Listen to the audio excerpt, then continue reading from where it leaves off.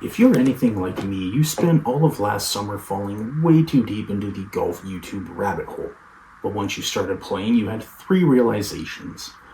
One, golf is too boring to play more than maybe twice a year. Two, it's predominantly played by people who are fucking terrible people. And three, unless you're booking a tee time at 6:30 in the morning on a Wednesday, you can't just go out there by yourself. Last December, I was introduced to a concept that is golf, but with one of these. Even though it's not really like golf at all, I had two realizations. One, it's a lot of fun, and two, because I can do it by myself, I don't have to worry about anybody else being an awful person, because I'm never interacting with them. So, before we go and put this thing through its test on a sporting clays course, we're going to head over to the couch and we'll show you how this bad boy works. The first thing you want to do with any firearm is check to make sure that it's not loaded. The first thing we're going to do is check that we can see this red plunger inside of the magazine, because that means that is empty. You also want to check to make sure that your safety is on. If you can see that red circle, that means it's off. You also want to check to make sure that the chamber is empty by opening the action and making sure that there's nothing in there. Then we're going to load up all of these 12 gauge snap caps. We can practice loading it for when we're out on the course. As you saw, you'll load the first one into the chamber and then close the action, and then you'll load the rest of them into the magazine underneath. You're basically just going to slide it in until it clicks. When you're actually on the course, you're only going to have 2 of them in there, but this is a good way to test to make sure that everything works the way that it should.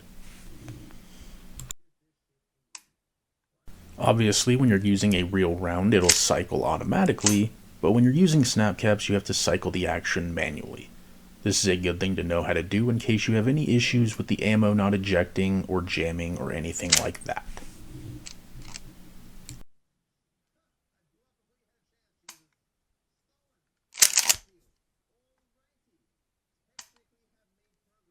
Once the magazine is empty and that last shell casing is ejected, the action will stay open. Now that we know everything is working more or less properly, it's time to hit the sporting clays course. This first station is what is called a report pair. That means the first disc is thrown, then once you shoot, the second one will be thrown afterwards.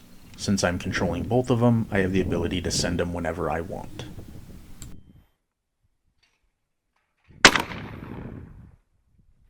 As you can see here, the shell casing did not eject properly, and that is why it is important to run through some snap caps so you know how to clear that issue.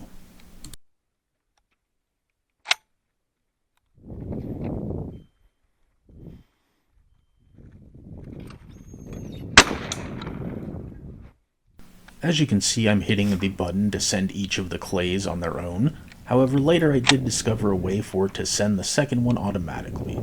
That made everything a whole lot easier.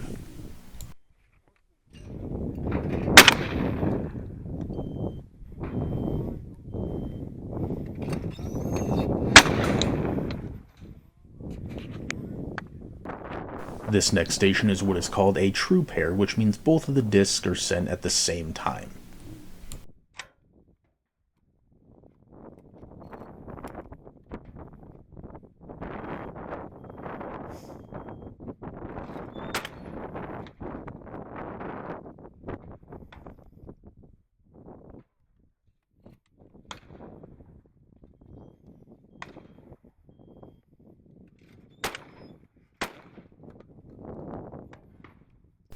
After we were done with some of the beginner stations, we moved on to the back half of the course, which is where all the intermediate and expert stations exist.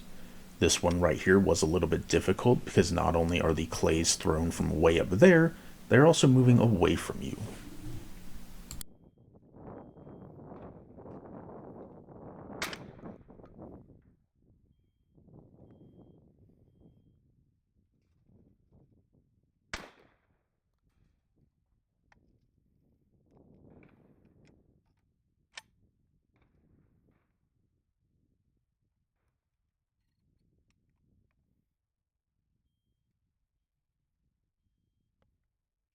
Out of the 10 discs that I had thrown on this station, I managed to only hit one of them.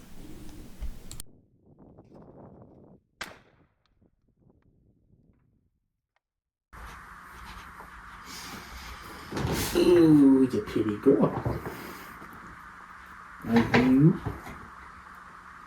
Alright, ever since we first started this video, excuse me, I'm talking. Anyway, ever since I started recording this video, I've taken this to the range where I shattered the handguard because somebody forgot to put the gas piston back in it and they were messing around with it. So you can go away. Anyway, so I was able to just glue that back together with some wood glue because this is literally just laminate, just some compressed sawdust with like a sticker over it. But beyond that, I've gone out to the clay course 3 more times since then, and yeah, haven't had any issues with the handguard. The only issues I've had have been with the ammo. The Fiocchi in particular, garbage. I had nothing but issues with that. I had 4 of like some type of it and then a whole box of the other type. I had nothing but problems with it. So Fiocchi ammo with the semi-auto, no good. Remingtons, I had 1 or 2 issues. Wasn't anything too major. And then the 2 that I've been using most of the time were these Winchesters and these Top Guns. The Winchesters, I've had minimal issues. Maybe again 1 or 2 out of the 3 times I've been to the course. And then same with the Top Guns. Weirdly enough, the first time I went, the pink ones were having issues cycling, but the red, white, and blue ones weren't.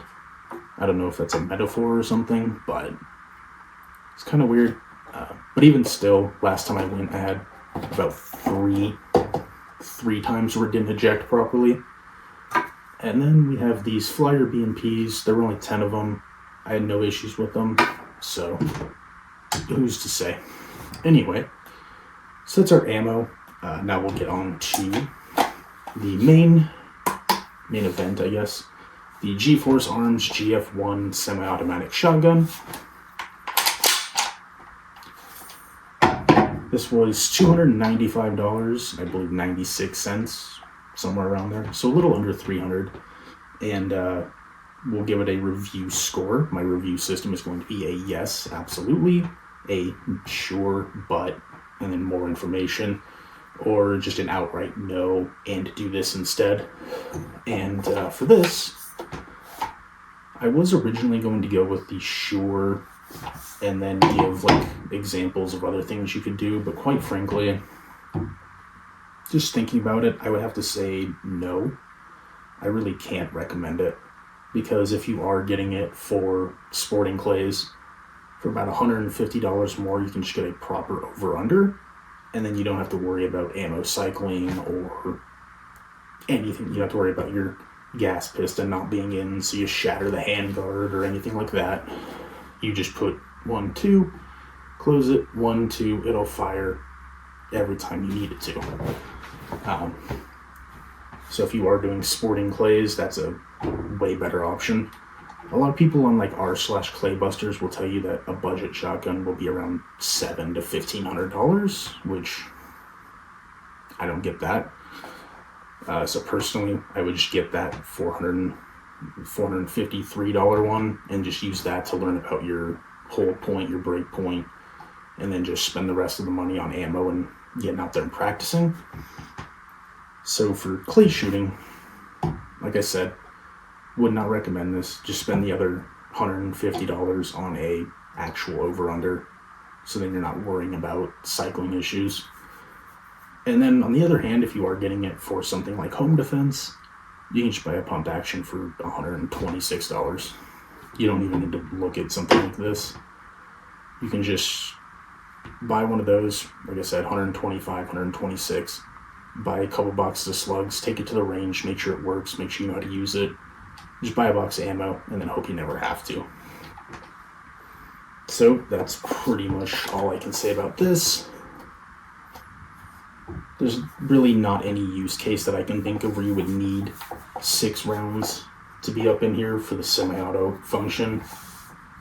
So yeah, like I said, I really couldn't recommend this for any purpose. Because even if you are doing play shooting, you can totally use a pump action for it. So you can absolutely get away with spending the 125 on a pump action and then just spending the rest on ammo or lessons or whatever. So that is my review of the GFORCE Arms GF-1. Like I said, can't really recommend it, and even on a personal end, probably for Christmas, I'm going to get a actual over-under, because I do want to start doing competitions at some point, and in a competition, if there are any issues with cycling or anything like that, you only get 3 of those throughout the entire thing, and then you just have to start counting everything as a miss. So with the issues that especially like the Fiocchi ammo had, I would be just counting everything as a miss. So that's that taken care of.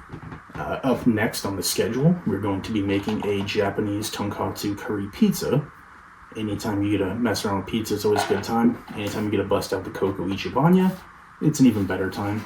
So combining those, I'm looking forward to it. Then after that, we're probably going to take this little feller out, see what it can do. And then after that, I have something very special planned that I am greatly looking forward to. And then we will, after that, pick up on our Grand Theft Auto series, where we head back to San Andreas and play the game that I played more than pretty much any other game I have ever played combined. So if you're looking forward to any of that, or you enjoyed this video, feel free to like, comment, subscribe, and remember, don't let the bastards grind you down.